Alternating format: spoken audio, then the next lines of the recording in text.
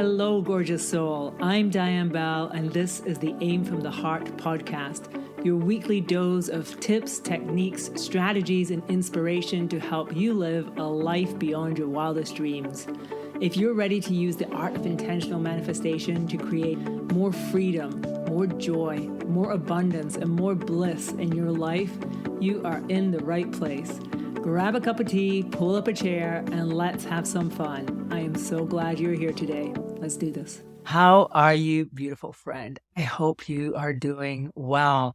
So I am coming to you. I'm actually recording this on Thursday, the 2nd of November. And if you follow me on the web, on the social medias, you will know that this is a special week for me. It's my birth week. And so I have been celebrating all week, and I've shared a little bit about this, but I want to go into this topic with you, this topic of celebration and what it means and why it actually matters that we do celebrate. I'm just going to give you a heads up before I go on. It's really stormy here right now. I'm recording this in my little study here in Sitges, Spain, and we are getting beat up by the wind. So if you hear some funny sounds, it's probably that. Just a heads up.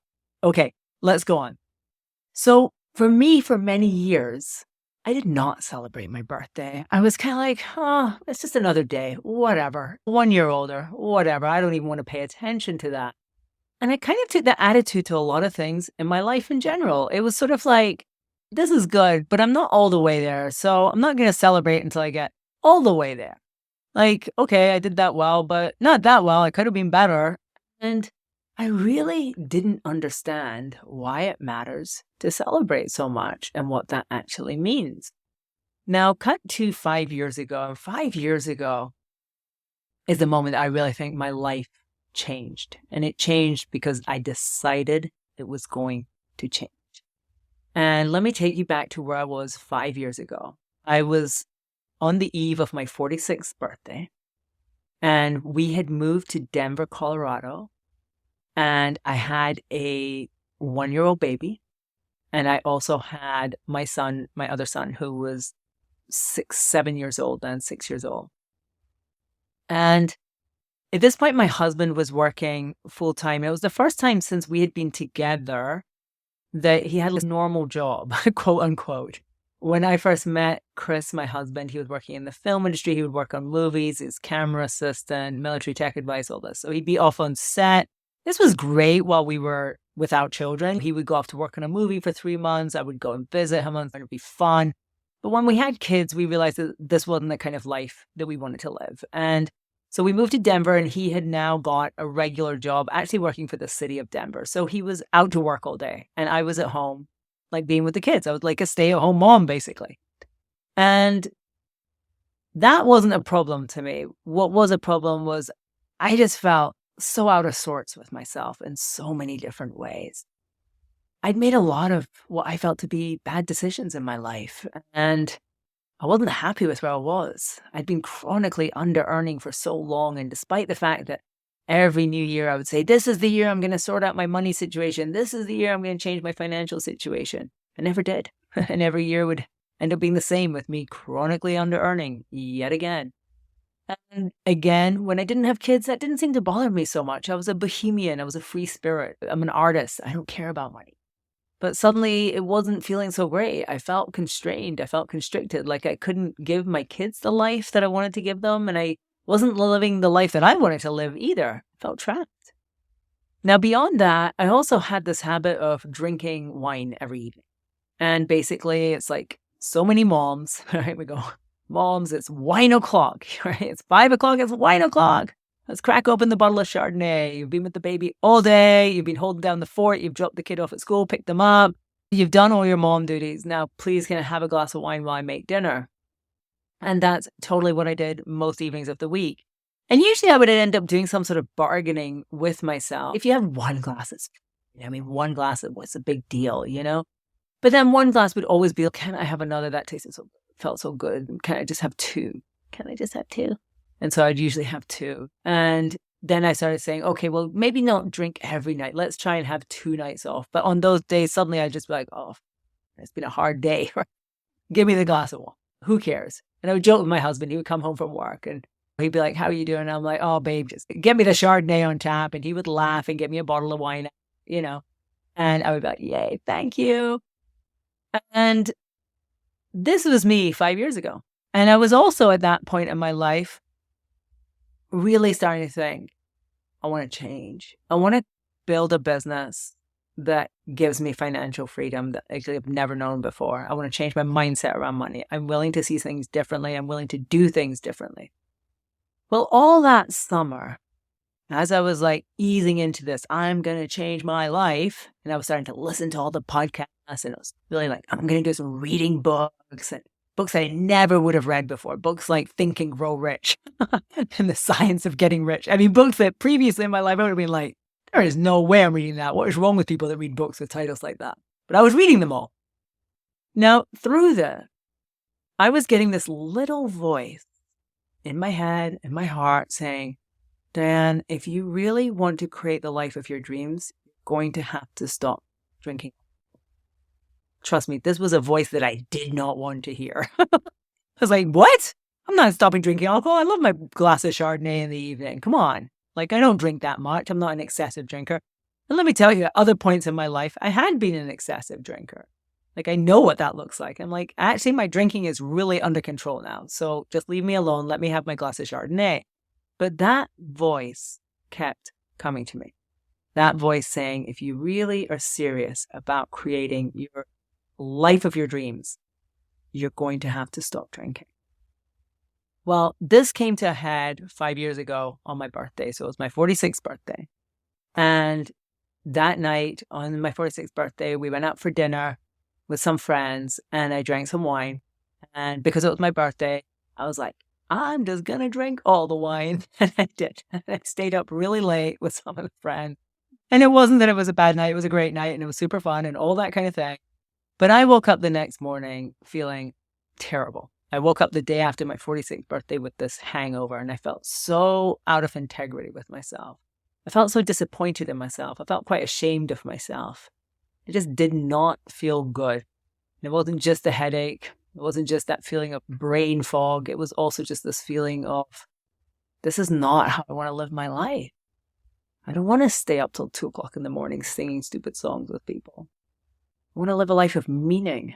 I want to live a life of purpose. I want to live a life where I really show up, where I live to my potential. And I knew then that I had to honor this voice that I'd been hearing all summer. From the moment I had decided I was going to change my life, I'd been hearing this voice saying, Diane, you got to stop drinking. So that day, 5 years ago, the day after my birthday, sorry, I'm getting tearful about this, I decided to stop drinking. I said to my husband, I'm going to stop just for 3 months. If I could just stop for 3 months. And I'll see what I think after that. So I'm not saying that I'm going to stop forever. I'm just going to stop for 3 months and I'm going to see how I do. So I stopped. And I did what I do when I really want to change something. I threw everything at it. I started to read all the podcasts. I was listening to subliminal hypnoses every night to stop drinking. I just did everything. I was like, I'm not going to drink. I'm not going to be tempted. I'm not doing this. I'm done. I'm drinking.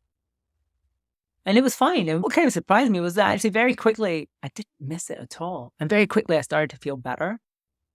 And then at Christmas time, because obviously this is exactly 5 years ago, so it was this time of year, 3 months straddled the Christmas and New Year period, which was scary to me because it was like, what is Christmas without champagne? What is New Year without champagne? And to add fuel to that fire, we were actually going on a family holiday to Mexico. I was like, what is a holiday in Mexico without a margarita? But I decided to find out what that was and I held to it and I didn't have a margarita and I didn't drink any champagne on New Year's Eve. And it was actually on New Year's Eve. We were down in a little town called Mahahual, which is down way south of Cancun. Beautiful place, beautiful water. And I remember we were eating pizza on the beach and there was a rainbow out over the sea. It was so beautiful. And I said to my husband, I don't think I'm going to drink this year. I think I'm going to stick with this because I said, you know what? I feel so good and I feel in my power. I feel in integrity. And nothing is really worth giving that up for? Like a glass of wine or a glass of champagne or a margarita? What does that do? But being in my power, feeling integrity with myself, it is everything. And the funny thing was that holiday as well, I had the best holiday. I was like, oh, will I even be able to have fun on holiday without a drink? It turns out, yes. You can have shocking amounts of fun on your holiday without having a drink. You can wake up every morning feeling fantastic. You can eat all the food. And more than that, what I found when I stopped drinking was I just felt more present to my kids, more present to my husband, more present to my life, more present to my dreams, more present to everything. And so that day I decided to stop drinking for that year. Well, here we are 5 years later. Now I'm sharing this because tomorrow I'm going to be celebrating my birthday. And I celebrate birthdays now because I just believe we should celebrate every chance. Celebration to me is just all about expressing gratitude. It's expressing our presence. It's saying thank you, thank you, thank you for whatever it is. And for me, being alive is a miracle that is worthy of celebration. Sometimes I feel like we should just be celebrating every day. We're alive. Look at the sunset. Look at the sunrise. Look at the stars. Look at the sea. Oh my gosh. Look at you. Look at me. Look at my eyes. Look at my nails. I have nails. It's so funny. When babies are born, everyone's always like, look at their tiny nails. Look at your nails. You're a big grown up and you have nails. You're amazing. Celebration is what allows us to express our gratitude in an outward way. It's such a beautiful thing. And I believe that when we activate that gratitude in motion, gratitude in overflow, that's just one of the keys to actually creating our dream life. Because the more that we are in the frequency of gratitude, the more that we are drawing what we want to us. So if instead of being like, oh, there's no point in celebrating, it's not that big of a deal, like we got that far, but we didn't get all the way, or it's not a big birthday, it's just like 51, it's not like 50 or 60. If we take that attitude, we are expressing zero gratitude for our lives, for our circumstances, for everything. So I believe one of the keys to actually creating fantastic results in your life is to start celebrating and to celebrate all the little things, not just waiting for big things. Like if you're setting up a business and you launch a product and it doesn't go the way you want, I would still invite you to celebrate because you launched it, you got it out there, you learned something. Even if just one person signed up, now you've got something to work with. If, for instance, you are a screenwriter, every time if you're in my world, you'll know, I'm like, celebrate every little step. You finish your script, you celebrate. You finish a new draft, you celebrate. Somebody wants to read your script, celebrate. Somebody wants to have a meeting, celebrate. Don't just wait until you get the big prize. Because to be honest, if you're not grateful for what you are receiving now, it's highly unlikely you'll be grateful for what you receive then. Right? It's not saying suddenly it's going to be enough. You will receive that big win and you'll still be like, this isn't enough. I need something more. There's no point in celebrating. Yeah, it's kind of good, but it's not that great. Don't be that person. Celebrate. So for me, I'm celebrating my birthday tomorrow. And I'm super excited to do that. Tonight, I'm actually heading out to a Madonna concert with my sister. I am so excited. My sister has just arrived from England. We've had these tickets. We bought them months and months and months ago. So tonight we're going to go see the Queen herself, Madonna. We're so excited. And we're going to celebrate. And I love that Madonna's tour, of course, is called Celebration. And she's celebrating 40 years of being in the music industry. And it feels significant to me because I actually have this memory. And the first time that I really heard Madonna's album and it lodged into my consciousness, her first album, I was 11 years old. And I was actually at this outdoor water park, with water slides and a lazy river and all the things. And I was there with all my friends. And this was in Japan. I lived in Japan from the age of 6 to the age of 11 and a half, like nearly 12. And so we were at this water park. This was just before we moved away from Japan. And I was there with all my friends. And quite literally, it was just like one of the best days of my life. You know that thing when you're about 11 years old and you're at a water park with your friends and the sun is shining and it's so good. And guess what? They have the Madonna album on repeat. And every time Borderline came on, we all cheered and we're just like dancing to it and singing to it. And from that moment, I have to say, I just kind of love Madonna. So I'm celebrating Madonna's 40 years in music. I'm celebrating my own life trajectory. Oh, from that 11, I can't believe it's 40 years since then till now. And then I'm going to be celebrating even harder my 5-year rebirth day, which is the day after my birthday. So the day that I decided to stop drinking alcohol. Now, I just want to say about this alcohol conversation, because some of you might be listening to this and you might be feeling triggered by it. First of all, you might feel defensive. I think when I was drinking, I did not like to hear about people quitting drinking. It always made me feel like uncomfortable. I just want to offer to you, first of all, it's really not about the alcohol. I know for me, the problem was not the alcohol or the amount of alcohol that I was consuming. The problem was my power and my sense of integrity in myself. And I was giving my power away to alcohol. Now, I believe it's 100% possible that you could be somebody who is drinking regularly and still not giving your power away to alcohol.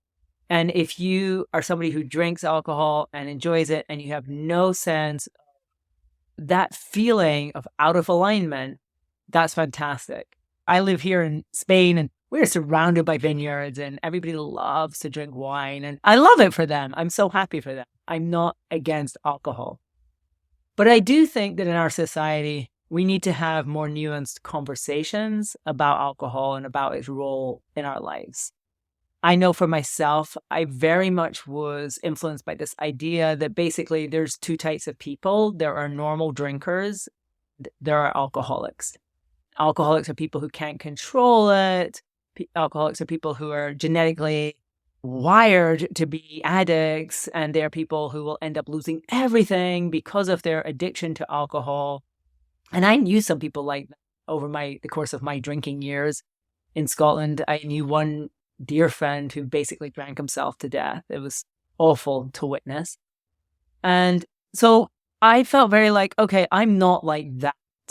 Even though I did go to one AA meeting out of curiosity, and I was like, I'm not like that. Even though AA say, look for the similarities, not the differences. The differences seem to be so glaring that I was like, I'm not like that.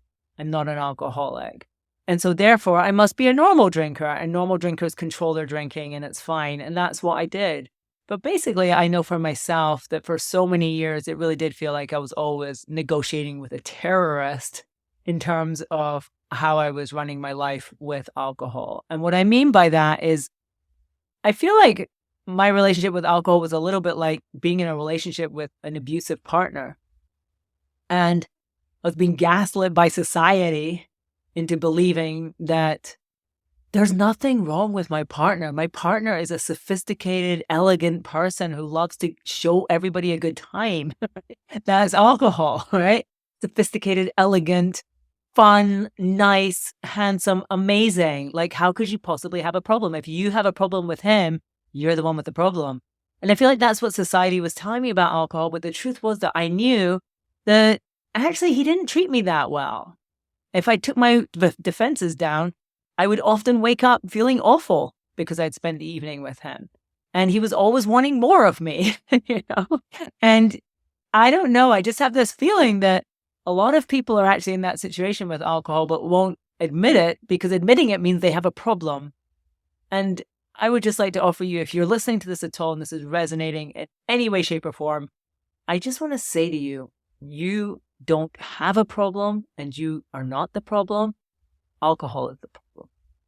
And this is true of many things that we give our power away to. We convince ourselves that actually it's about us and that we're the problem. But many of the things that we will give our power away to, we're not the problem. And when you recognize that, it's very liberating and it's 100% possible to call your power back. So I will be celebrating on Saturday my rebirth day, my 5-year rebirth day. I can't believe it's 5 years since I stopped drinking alcohol.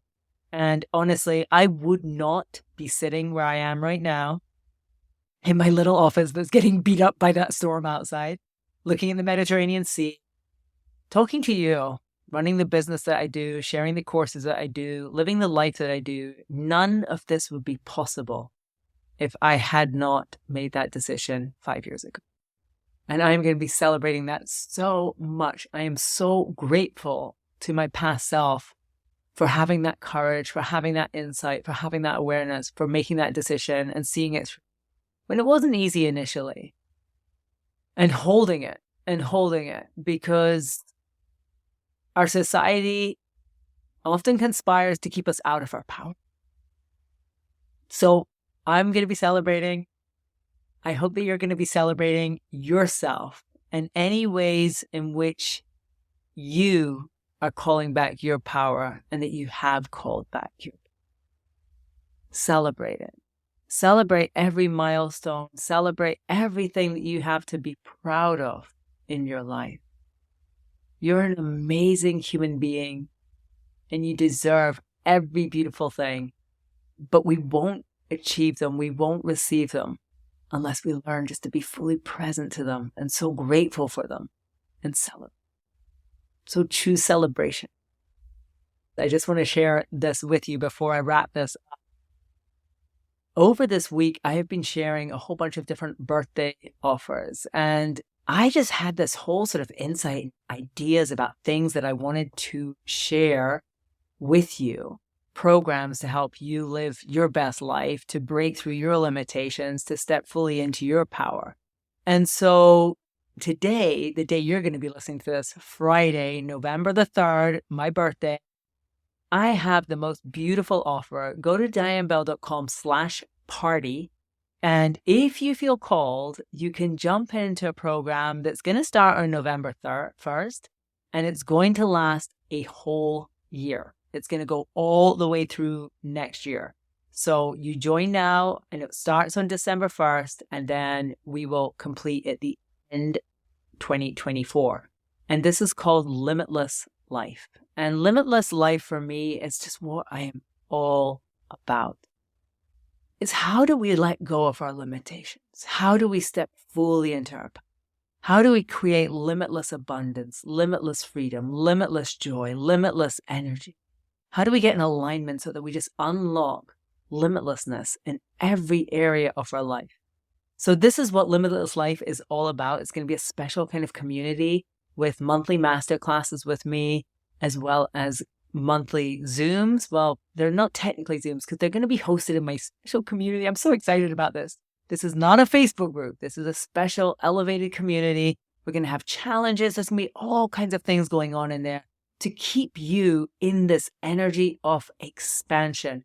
And I want to bring you in here and celebrate you, celebrate your journey to living your best, most limitless life.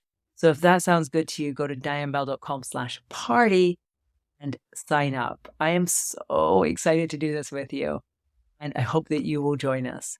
So that's what I have today. I better go and get ready to go to the Madonna concert. And if you're listening to this on November 3rd, you can check out my Instagram. I'm sure I'll share some pictures. I am so excited to see this. I hope you're doing well. Oh, one last thing. I have one other program coming up too this month. I've never done anything like this. So it's going to kick off on the new moon of November 13th, and it is the Reinvention Retreat. And it is inspired by Madonna. It's also inspired by my life in recent times. But what this is 5 days where you will shed your old skin and boldly step into your new identity of who you know you were born to be. I am so interested in the idea of reinvention. I think people get stuck in identities and stuck in masks and stuck in ways of being that do not serve them, that they have outgrown, but they hold on to it because it's habit, because they're afraid of alienating other people if they actually show their new face. So what I want to do is take you on a 5-day journey into absolutely identifying what we don't want to take forward with us, shedding it, shifting it, burning it, and then moving forward, imagining who it is that we want to become, who we want to embody, and then stepping into her, stepping into those shoes. This is going to be a really fun one. It's a very internal journey. It's a very introspective journey in many ways. It's very intimate. What you will receive if you sign up for this is every day there will be an audio transmission that you will listen to. There's a beautiful workbook that goes with it for you to honor your journey and take notes and write things out and journal and do the exercises, then you'll do all these different things. And at the end, you're going to feel freaking born. So if you desire to reinvent yourself, if you desire just to like kick the old self aside and step into some new shoes, I invite you to join me. Go to dianebell.com/reinvention and you can sign up. All right, my loves, thank you so much for being here. I'm going to go get on my clothes, get my makeup on, and get myself out to that Madonna concert. Thank you for joining me today, though. I love you so much. I'm celebrating you. I'm celebrating 8 episodes already of the podcast. I am celebrating being alive for 51 years. I am celebrating so many things, and I am so freaking grateful. I love you so much, and I will see you next week. Thank you so much for listening to this podcast today. If you enjoyed it, could you do me a favor? Please leave it a little review wherever you're listening to it, or screenshot it and share it on your social media and tag me so I can see it. I would be so appreciative. Thanks so much. I love you, and I'll see you soon.